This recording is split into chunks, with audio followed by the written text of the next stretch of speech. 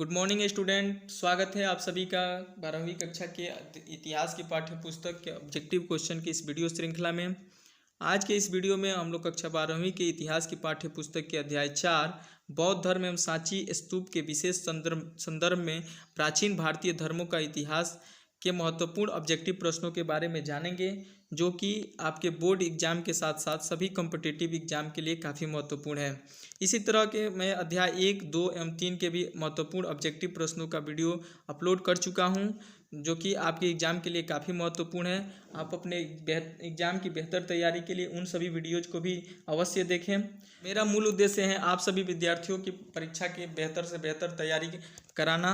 इसके लिए मैं निरंतर प्रयासरत हूँ। आप लोग के बीच मैं निरंतर ऑब्जेक्टिव और सब्जेक्टिव क्वेश्चन का वीडियोज आप लोग के बीच लेकर आता रहूँगा। इसके लिए आप मेरे चैनल को सब्सक्राइब कर लें, ताकि जो भी मैं वीडियो अपलोड करूँ तो तुरंत आपके पास पहुँचे और आपकी परीक्षा की तैयारी बेहतर तरीक़ा से हो सके। तो आइए शुरू करते हैं आज के इस वीडियो को और देखते हैं पहले प्रश्न को। तो आज का हमारा पहला प्रश्न है, गौतम बुद्ध का जन्म कहाँ हुआ था?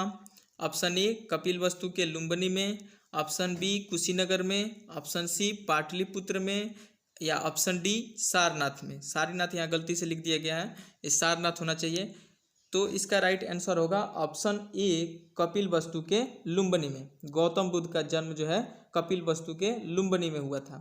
आइए बढ़ते हैं क्वेश्चन नंबर 2 की तरफ। देखते हैं क्वेश्चन नंबर 2 क्या दिया है। क्वेश्चन नंबर 2 में दिया है, महावीर ने पार्श्वनाथ के सिद्धांत में नया सिद्धांत क्या जोड़ा? आपको बताना है कि महावीर ने पार्श्वनाथ के सिद्धांतों में कौन सा नया सिद्धांत जोड़ा था। ऑप्शन ए अहिंसा, ऑप्शन बी ब्रह्मचर्य, ऑप्शन सी सत्य, ऑप्शन डी अपरिग्रह। तो इसका राइट आंसर होगा ऑप्शन बी ब्रह्मचर्य। महावीर ने पार्श्वनाथ के सिद्धांत में एक नया सिद्धांत जोड़ा था, जिसे ब्रह्मचर्य के नाम से जाना जाता है। आइए बढ़ते हैं क्वेश्चन नंबर 3 की तरफ। क्वेश्चन नंबर 3 दिया है, श्वेतांबर एवं दिगंबर का संबंध किस धर्म से है? आपको बताना है कि श्वेतांबर और दिगंबर का संबंध किस धर्म से है।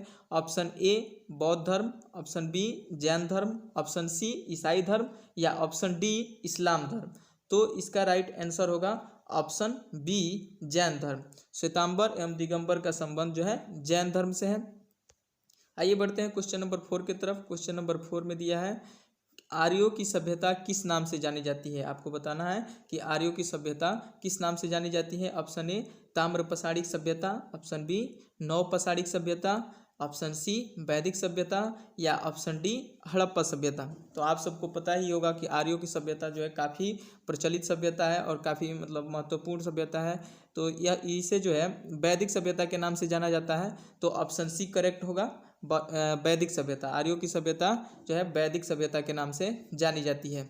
आइए बढ़ते हैं क्वेश्चन नंबर 5 की तरफ। क्वेश्चन नंबर 5 दिया है कि आर्यों का सबसे प्रमुख पशु कौन था? आर्य जो है जितने पशु पालते थे उसमें सबसे महत्वपूर्ण पशु कौन था? ऑप्शन ए गाय, या ऑप्शन बी बैल, या ऑप्शन सी सांड, या ऑप्शन डी घोड़ा।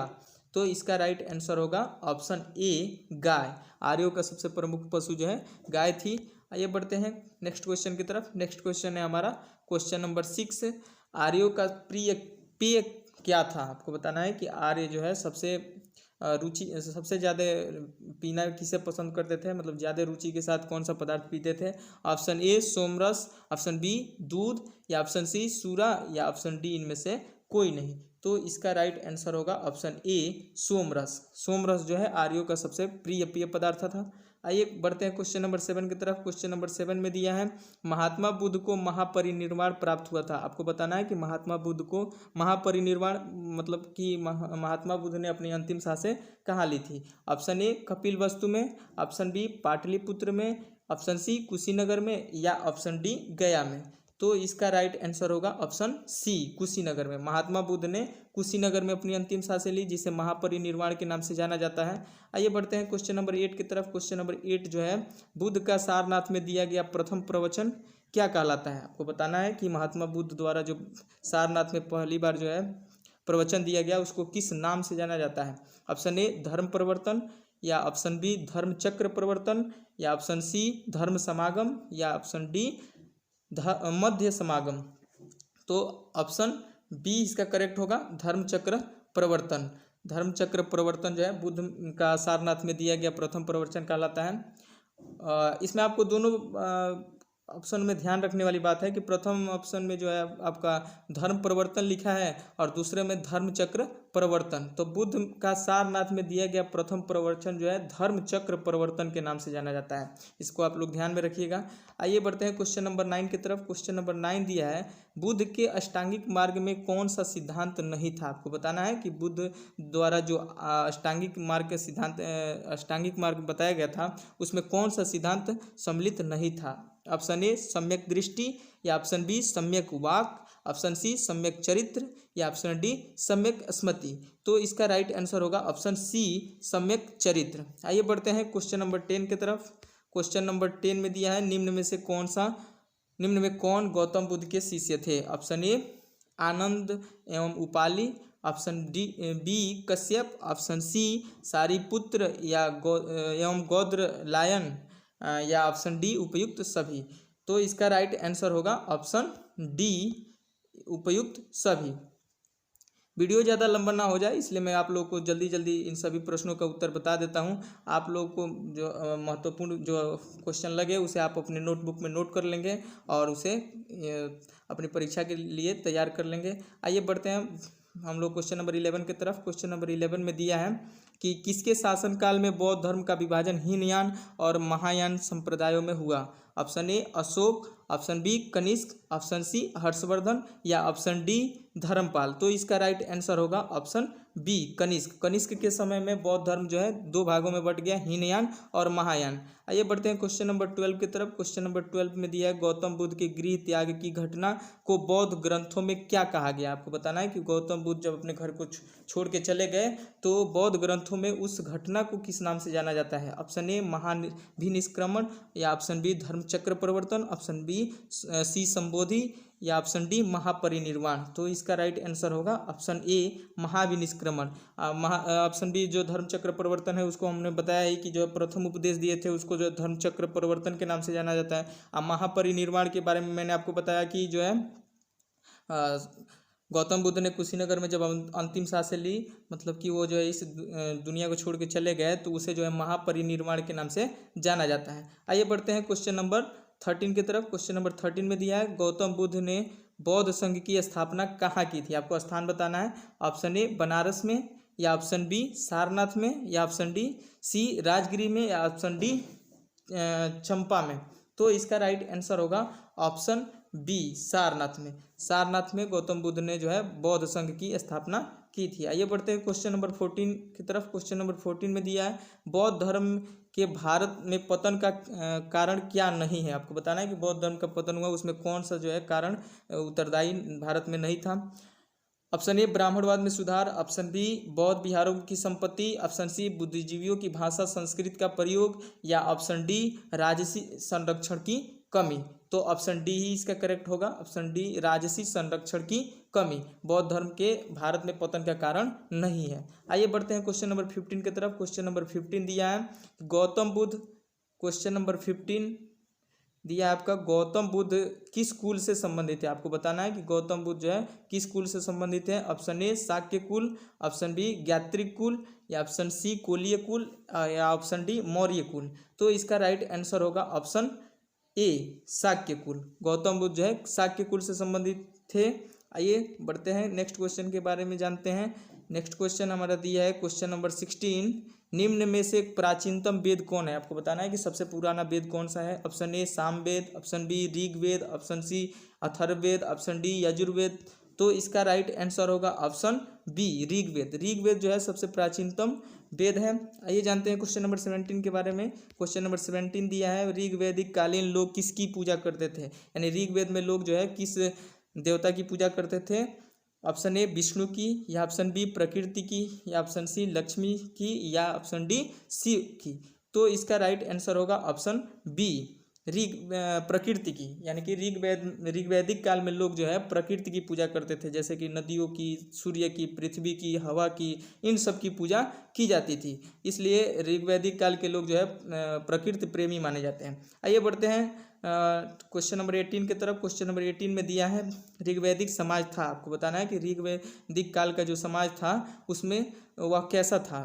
ऑप्शन ए पितृ शतात्मक, ऑप्शन बी मातृ शतात्मक, ऑप्शन सी पत्नी प्रधान, या ऑप्शन डी इनमें से कोई नहीं। आपको बताना है कि ऋग वैदिक काल का जो समाज था उसमें जो है प्रधानता किसकी थी, यानी कि जो संतान थे वो पिता के नाम से जाने जाते थे कि माता के नाम से पहचाने जाते थे या पत्नी के नाम से।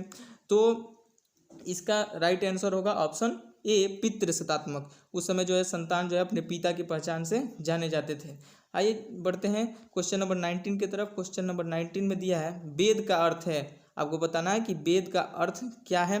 ऑप्शन ए ज्ञान, ऑप्शन बी कर्म, ऑप्शन सी पूजा, या ऑप्शन डी सुनना। तो इसका राइट आंसर होगा ऑप्शन ए ज्ञान। वेद का अर्थ होता है ज्ञान। आइए बढ़ते हैं क्वेश्चन नंबर 20 की तरफ। क्वेश्चन नंबर 20 में दिया है ऋग्वेद के पुरुष सूक्त में सर्वप्रथम किस वर्ण का उल्लेख मिलता है। आपको बताना है कि ऋग्वेद में जो पुरुष सूक्त है उसमें सबसे पहले किस वर्ण अर्थात जाति का उल्लेख मिलता है। ऑप्शन ए ब्राह्मण, ऑप्शन बी क्षत्रिय, ऑप्शन सी वैश्य, या ऑप्शन डी शूद्र। तो इसका राइट आंसर होगा ऑप्शन डी शूद्र। ऋग्वैदिक काल में पुरुष सूक्त में सबसे पहले शूद्र जाति का उल्लेख मिलता है। आइए बढ़ते हैं क्वेश्चन नंबर 21 की तरफ। क्वेश्चन नंबर 21 में दिया है ऋग्वेद में मंडलों की संख्या कितनी है। आपको बताना है कि ऋग्वेद में मंडलों की संख्या कितनी है। ऑप्शन ए 10, ऑप्शन बी 11, या ऑप्शन सी 12, या ऑप्शन डी 13। तो ऑप्शन ए इसका करेक्ट होगा। ऋग्वेद में मंडलों की संख्या 10 है। आइए बढ़ते हैं क्वेश्चन नंबर 22 की तरफ। क्वेश्चन नंबर 22 में दिया है जैनियों का प्रथम तीर्थंकर थे। आपको बताना है कि जैन धर्म के जो प्रथम तीर्थंकर थे उनका क्या नाम था। Option A Parshvanath, option B Rishabhdev, या ऑप्शन सी अनितनाथ, या ऑप्शन डी परमप्रभ। तो इसका राइट आंसर होगा ऑप्शन बी ऋषभदेव। ऋषभदेव जो है जैन धर्म के प्रथम तीर्थंकर थे। आइए बढ़ते हैं क्वेश्चन नंबर 23 के बारे में जानते हैं। क्वेश्चन नंबर 23 में दिया है सर्वसामान्य मत के अनुसार आर्य कहाँ के मूल निवासी थे। Option A Europe, option B Africa, option C मध्य एशिया, या ऑप्शन डी दक्षिण पूर्व एशिया। तो इसका राइट आंसर होगा ऑप्शन सी मध्य एशिया। स्टूडेंट मैं आपको बता दूं कि ये वीडियो जो है आपके बोर्ड एग्जाम के साथ साथ जो है सभी कॉम्पिटिटिव एग्जामों के लिए भी महत्वपूर्ण है। आइए जानते हैं क्वेश्चन नंबर 24 के बारे में। क्वेश्चन नंबर 24 में दिया है उपनिषद मूलतः किस प्रकार के ग्रंथ हैं। ऑप्शन ए राजनीतिक, ऑप्शन बी सामाजिक, ऑप्शन सी धार्मिक, ऑप्शन डी दार्शनिक।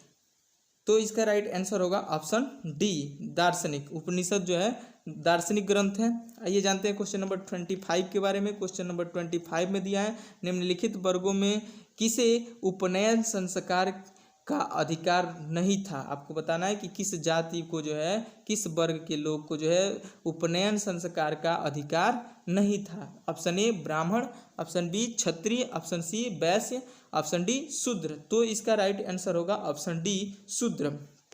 आइए बढ़ते हैं क्वेश्चन नंबर 26 को देखते हैं। क्वेश्चन नंबर 26 में दिया है बोगजा कोई नामक स्थान कहाँ स्थित था। आपको बताना है कि बोगजा कोई नामक स्थान जो है कहाँ स्थित है। ऑप्शन ए अफगानिस्तान में, ऑप्शन बी आर्कटिक प्रदेश में, या ऑप्शन सी एशिया माइनर में, या ऑप्शन डी ईरान में। तो इसका राइट आंसर होगा option number C Asia Minor में। आइए जानते हैं क्वेश्चन नंबर 27 के बारे में। क्वेश्चन नंबर 27 दिया है प्राचीन भारत में द्वितीय शहरीकरण कब हुआ था। आपको बताना है, समय बताना है कि प्राचीन भारत में द्वितीय शहरीकरण कब हुआ। ऑप्शन ए ऋग्वैदिक काल में, ऑप्शन बी उत्तर वैदिक काल में, ऑप्शन सी प्राक मौर्य काल में, या ऑप्शन डी मौर्य काल में।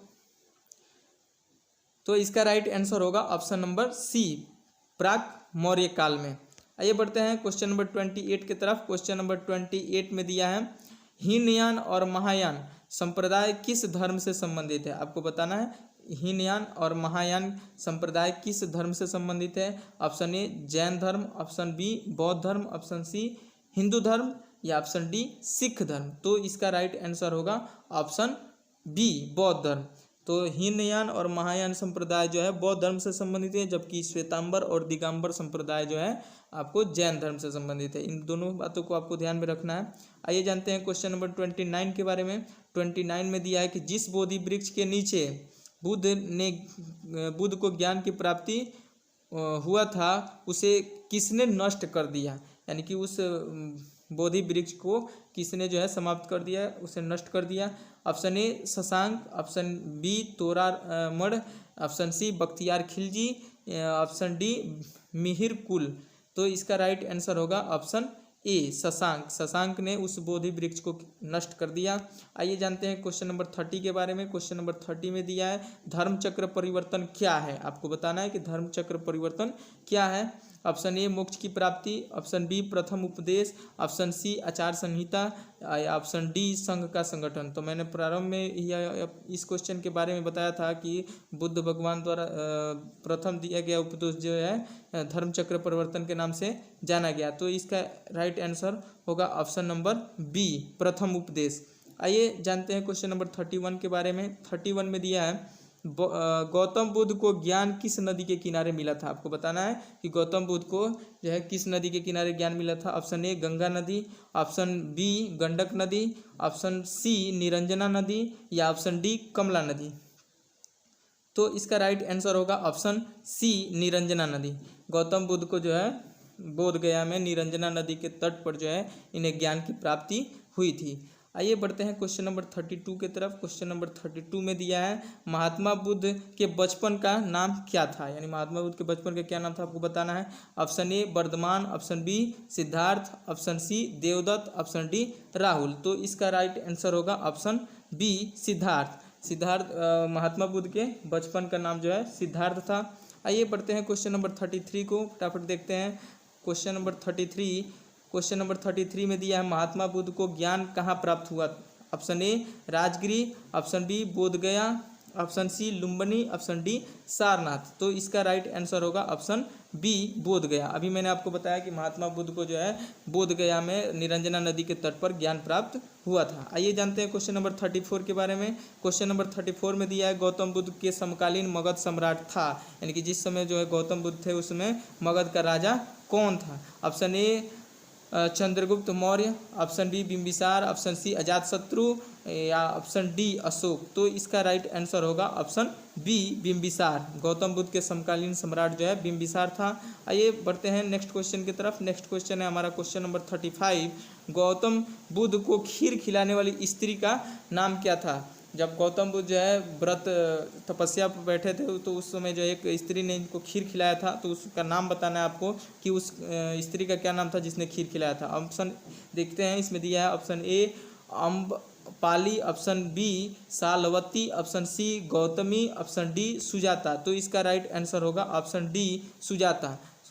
आइए बढ़ते हैं क्वेश्चन नंबर 36 की तरफ। 36 में दिया है चौथी बौद्ध परिषद किस शासक के काल में हुई थी। आपको शासक का नाम बताना है जिसके शासन काल में जो है चौथी बौद्ध परिषद की हुई थी। आइए देखते हैं ऑप्शन के बारे में। Option A Ashoka, option B Kalashoka, option C Ajatashatru या ऑप्शन डी कनिष्क। तो इसका राइट आंसर होगा ऑप्शन डी कनिष्क। आइए बढ़ते हैं क्वेश्चन नंबर 37 की तरफ। 37 में दिया है कि प्रथम बौद्ध संगति का आयोजन कहाँ हुआ था। आपको बताना है कि प्रथम बौद्ध संगति जो है कहाँ पर आयोजित हुई थी। Option A Rajgriha, option B Pataliputra, option C Vaishali या ऑप्शन डी श्रीनगर।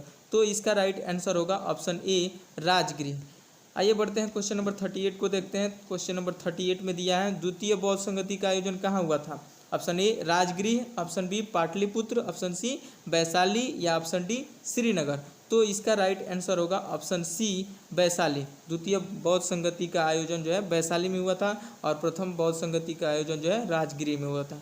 आइए बढ़ते हैं क्वेश्चन नंबर 39 को देखते हैं। क्वेश्चन नंबर 39 में दिया है चतुर्थ बौद्ध संगति का आयोजन कहाँ हुआ था। आपको बताना है कि चौथी बौद्ध संगति का आयोजन कहाँ हुआ था। Option A Pataliputra, option B Srinagar, option C Rajgriha या ऑप्शन डी तक्षशिला। तो इसका राइट आंसर होगा ऑप्शन बी श्रीनगर। चतुर्थ बौद्ध संगति का आयोजन जो है श्रीनगर में हुआ था। आइए देखते हैं क्वेश्चन नंबर 40 को। क्वेश्चन नंबर 40 में दिया है ऋग्वैदिक आर्यों के युद्ध देवता कौन थे। आपको बताना है कि ऋग्वैदिक काल में जो आर्यों के युद्ध देवता थे उनका नाम क्या था। Option A Indra, option B Varuna, option C Agni, option D Rudra. तो इसका राइट आंसर होगा ऑप्शन नंबर ए इंद्र। आइए जानते हैं क्वेश्चन नंबर 41 के बारे में। क्वेश्चन नंबर 41 में दिया है ऋग्वेद में वर्णित 10 राज युद्ध किस नदी के किनारे हुआ था। आपको बताना है 10 राज युद्ध जो है किस नदी के किनारे हुआ था जो ऋग्वेद में वर्णित है।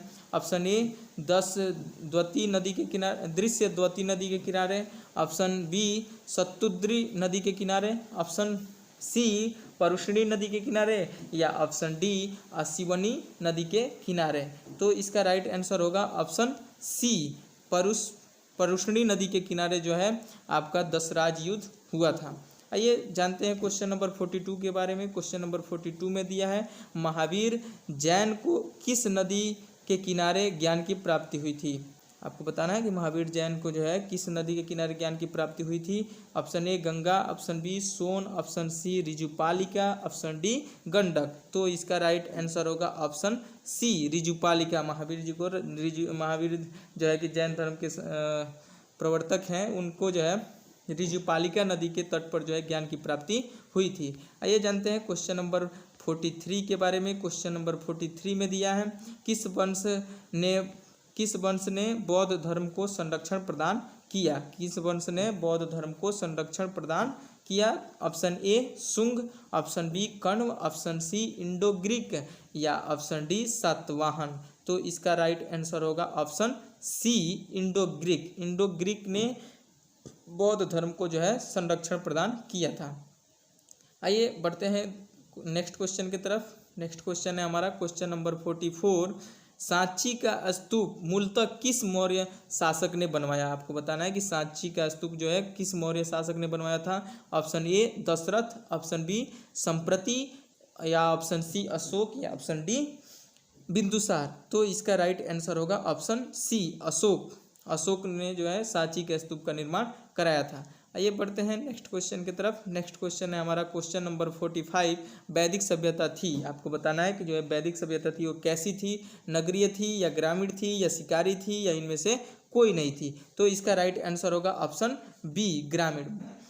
नेक्स्ट क्वेश्चन है हमारा क्वेश्चन नंबर 46। त्रिरत्न किस धर्म से संबंधित है। ऑप्शन ए बौद्ध धर्म, ऑप्शन बी जैन धर्म, ऑप्शन सी शैव, या ऑप्शन डी वैष्णव धर्म। तो इसका राइट आंसर होगा ऑप्शन नंबर बी जैन धर्म। त्रिरत्न जो है जैन धर्म से संबंधित है। नेक्स्ट क्वेश्चन को देखते हैं। नेक्स्ट क्वेश्चन है हमारा क्वेश्चन नंबर 47। त्रिपिटक किस धर्म से संबंधित है। ऑप्शन ए जैन धर्म, ऑप्शन बी बौद्ध धर्म, ऑप्शन सी हिंदू धर्म, या ऑप्शन डी शैव धर्म। तो इसका राइट आंसर होगा ऑप्शन बी बौद्ध धर्म। त्रिपिटक जो है बौद्ध धर्म से संबंधित है और त्रिरत्न जो है आपका जैन धर्म से संबंधित है। तो यह जो है इस अध्याय के कुछ महत्वपूर्ण ऑब्जेक्टिव प्रश्न थे जो कि आपके एग्जाम के लिए काफ़ी महत्वपूर्ण है। इस वीडियो को आप लोग 1-2 बार जरूर देख लें, जिससे कि जो है ये सभी प्रश्न आपके दिमाग में बैठ जाए और ताकि परीक्षा में आए तो आप लोग इजीली इसको सॉल्व कर पाएँ। इसी तरह इतिहास के और या अन्य विषयों के बाकी ऑब्जेक्टिव प्रश्नों का भी वीडियो आप लोग के बीच में लेकर आता रहूँगा। और ये इसके बाद में जो है 10वीं कक्षा के साइंस का भी वीडियो लेकर आऊँगा। इसके अलावा मैथ और हिंदी और इंग्लिश का भी वीडियो आप लोग के बीच मिलेगा। तो इसके लिए आप इस चैनल को सब्सक्राइब जरूर कर लें ताकि जो भी वीडियो अपलोड किया जाए तुरंत आपके पास पहुंच जाए। धन्यवाद।